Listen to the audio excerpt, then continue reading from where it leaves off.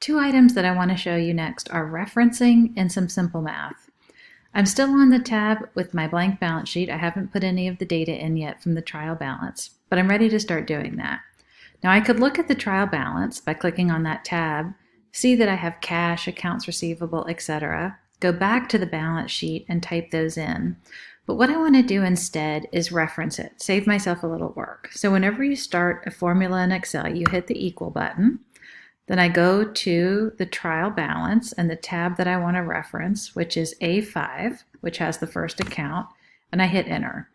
That brings it over. Now, because I've got many of the accounts that I need in order on the trial balance tab, I can click and drag this formula down and it will pull in more of the information that I need. Again, I'll double click between the columns so that my column width equals the title.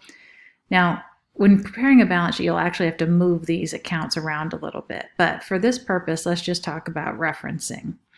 So now I have formulas that are pulling in the actual names of the accounts. I can do the same thing with the balances. So I hit the equal button, I go to trial balance, and I pick up the account. Because all of the accounts are right next to each other, I can drag in that cell as well, and it fills in automatically. So what you have to be careful for is just do some spot checks to make sure you're picking up the right thing, especially if you're copying your formulas down, because that's an easy way to get lost or to pick up the wrong amount. But let's assume we've done that. Okay, so we are now at a point where we've got a couple assets and we want to add them up. Again, I'm not creating a real balance sheet here. I just want to show you this. To do a formula, again, I always start with the equal sign. Now, Excel will help me out quite a bit. In fact, for summing, they keep something in the upper right corner up here that will auto sum for me anytime I want. I don't even have to type in the command to sum. I can just hit auto sum. Let me escape out of there since I had hit the equals. I can have my cell where I want to receive the formula. Click auto sum. It knows to look for all the data above it. I don't have to tell it anything, and I can just hit enter. And I've got the sum of those. Now you can see, I'm going to take you up to where it shows us what it is.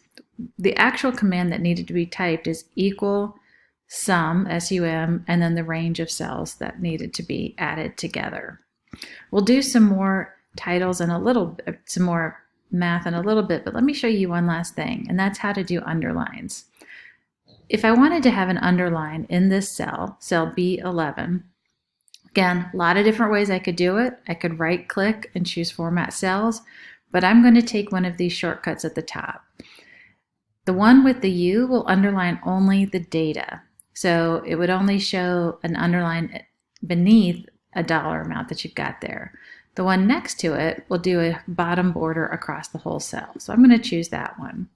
Now I'll go down to cell B12, and let's say I wanted to put a double underline on this one. I simply click the border, and then I can toggle down until I see something that's got what I want. Here's a bottom double border. I click that, and it's done. So this is using Excel for referencing information and for adding information.